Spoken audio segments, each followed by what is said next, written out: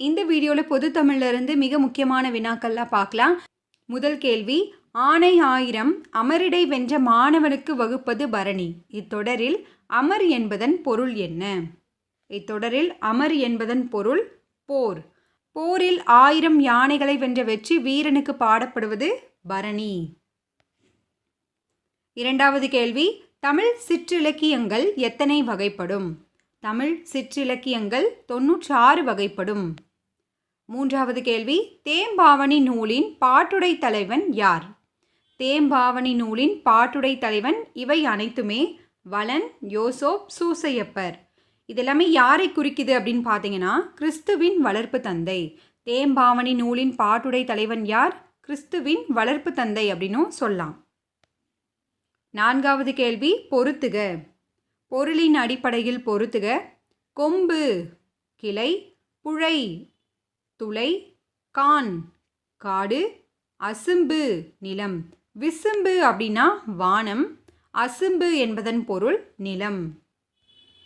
ஐந்தாவது கேள்வி, யசோதர காவியம் என்பது? யசோதர காவியம் என்பது 5 காப்பியங்களுள் ஒன்று. இது வடமொழியிலிருந்து தழுவி எழுதப்பெற்றது. ஆறாவது கேள்வி, ஆறுமுக நாவலருக்கு நாவலர் என்ற பட்டம் சூட்டியவர் யார்? ஆன்சர், திருவாவடுதுறை ஆதீனத்தார். ஆறுமுக நாவலருக்கு நாவலர் என்ற பட்டம் சூட்டியவர் திருவாவடுதுறை ஆதீனத்தார். இது தேர்வில் அடிக்கடி கேட்கப்பட்டது ஃப்ரெண்ட்ஸ், நோட் பண்ணிக்கோங்க. ஏழாவது கேள்வி, புது கவிதையின் தந்தை என போற்றப்படுபவர் யார்? Most repeated question. ஆன்சர், நா. பிச்சமூர்த்தி. புது கவிதையின் தந்தை நா. பிச்சமூர்த்தி. எட்டாவது கேள்வி, ஈவேராவுக்கு பெரியார் என்ற பட்டம் வழங்கப்பட்ட இடம் எது? ஆன்சர், சென்னை. ஈவேராவுக்கு பெரியார் என்ற பட்டம் எப்போது வழங்கப்பட்டது? 1938ஆம் ஆண்டு. இந்த 2 கேள்விகளுமே தேர்வில் அடிக்கடி கேட்கப்பட்டது. ஒன்பதாவது கேள்வி, இலக்கண குறிப்பு தருக. இளங்கமுகு. இதன் சரியான இலக்கண குறிப்பு பண்புத்தொகை. பத்தாவது கேள்வி, இரவில் செயல்படும் கடை வீதிக்கு என்ன பெயர்? ஆன்சர், அல்லங்காடி. இரவில் செயல்படும் கடைவீதி அல்லங்காடி. பகலில் செயல்படும் கடைவீதி நாலங்காடி. 11வது கேள்வி, விசும்பில் ஊழி ஊழ் ஊழ் செல்ல என்ற வரிகள் இடம்பெற்றுள்ள நூல் எது? ஆன்சர், பரிபாடல். 12வது கேள்வி, விருத்தப்பாவால் இயற்றப்பட்ட முதல் காப்பியம் எது? தேர்வில் அடிக்கடி கேட்கப்பட்டது. ஆன்சர், சீவக சிந்தாமணி. விருத்தப்பாவால் இயற்றப்பட்ட முதல் காப்பியம் சீவக சிந்தாமணி. 13வது கேள்வி, பொறுத்துக. தமிழ் சொல், அதற்கு இணையான ஆங்கில சொல். புயல் ஸ்ட்ரோம், பெருங்காற்று டெம்பெஸ்ட், நிலக்காற்று லேண்ட் ப்ரீஸ் நிலம் லேண்ட், கடற்காற்று சீ ப்ரீஸ். இதில் நிலக்காற்று மற்றும் கடற்காற்று இது லாஸ்ட் இயர் எக்ஸாமில் கூட கேட்டிருந்தாங்க. அடுத்து 14வது கேள்வி, அன்பளிப்பு என்னும் நூலுக்காக சாகித்ய அகாடமி விருது பெற்றவர் யார்? ஆன்சர், கு. அழகிரிசாமி. அன்பளிப்பு என்னும் நூலுக்காக சாகித்ய அகாடமி விருது பெற்றவர் கு. அழகிரிசாமி. ஆண்டு 1970ஆம் ஆண்டு. 15வது கேள்வி, நாச்சியார் திருமொழியில் உள்ள மொத்த பாடல்களின் எண்ணிக்கை? ஆன்சர், 143. நாச்சியார் திருமொழியில் உள்ள மொத்த பாடல்களின் எண்ணிக்கை 143. இதனை இயற்றியவர் யாருன்னு பார்த்தீங்கன்னா ஆண்டாள்.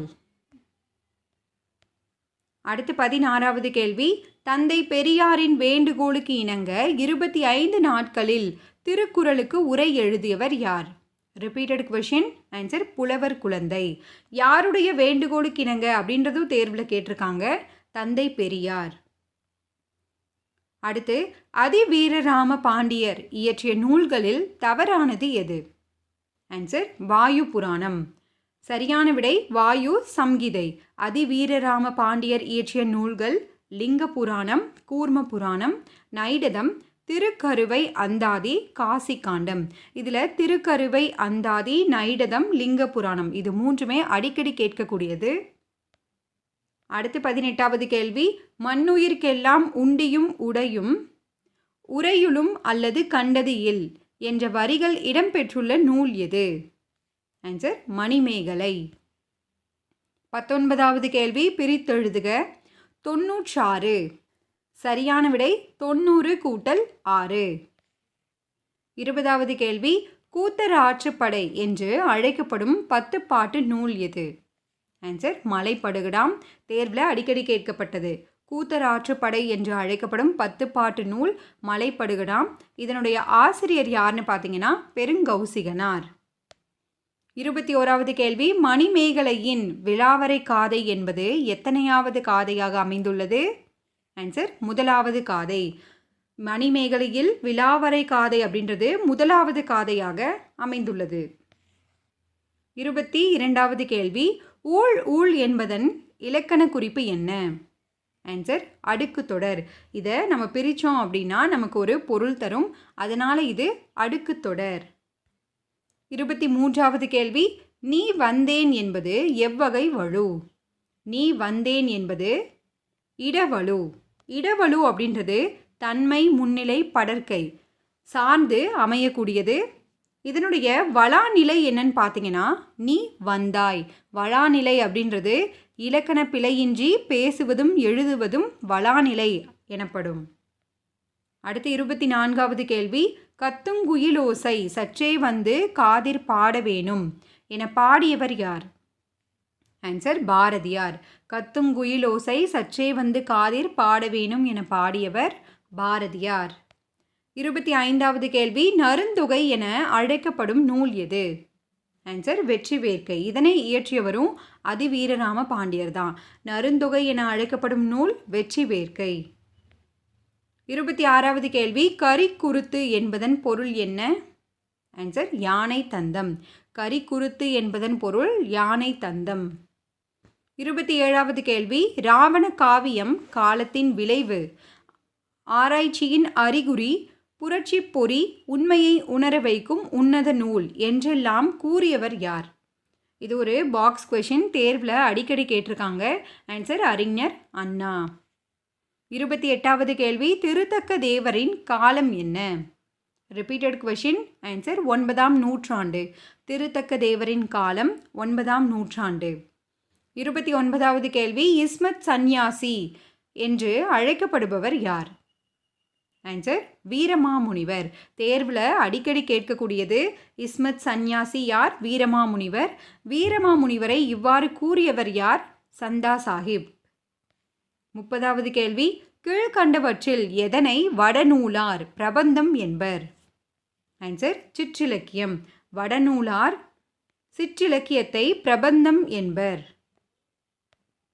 அடுத்து உங்களுக்கான ஒரு கேள்வி ஈவேராவுக்கு பெரியார் என்ற பட்டம் வழங்கப்பட்ட இடம் எது? இதற்கான பதிலை கீழே கமெண்ட் பண்ணுங்கள் ஃப்ரெண்ட்ஸ்.